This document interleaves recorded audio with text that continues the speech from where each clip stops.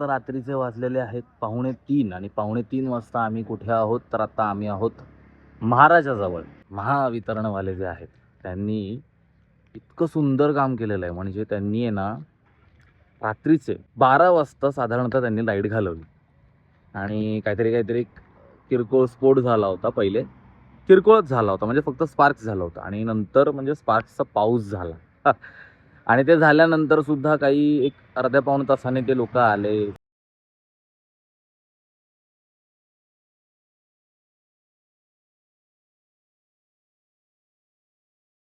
तर महावितरणवाल्यांनो, मला आहे ना कधी-कधी असं वाटतं, की तुम्हाला दांडा टाकावा. म्हणजे तुम्हाला असं दंडवत द्यावा, की बाबांनो किती महान काम करता तुम्ही. उन्हाळ्यातून तुम्ही लाईट घालवता. ते पण यांची एक विशिष्ट वेळ असते, दुपारी झोपायच्या वेळीस. म्हणजे 11 ते 12च्या दरम्यान ही लोकं लाईट घालवणार. ती 2 ते 3 वाजेपर्यंत घालवणार. म्हणजे ठीक आहे. त्याच्यानंतर ही लोकं रात्रीचे सुद्धा 10 वाजता लाईट घालवणार. मग ती 11ला येणार आणि 11ला परत लाईट जाणार.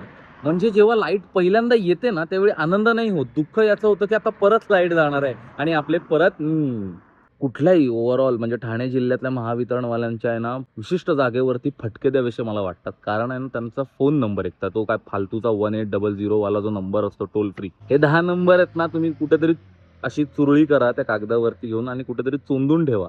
कारण त्यांचे फोन कितीही करा, काहीही करा भाई, लागतच नाहीत.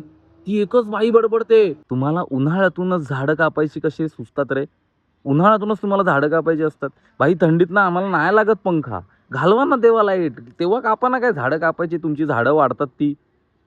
काय आणि एवढी झाडं कापून आहे ना गरम होतं रे, गरम. नका कापू रे ती झाडं. त्यापेक्षा झाडं लावा ती जरा झाडं. बेकार गरम होतंय. हे आत्ताचं जे घाणेरडं टेम्परेचर जातंय ना 42-45, याला कारणीभूत आपणच आहोत भाई. लागलेत आपल्या सगळ्यांचे मेजर.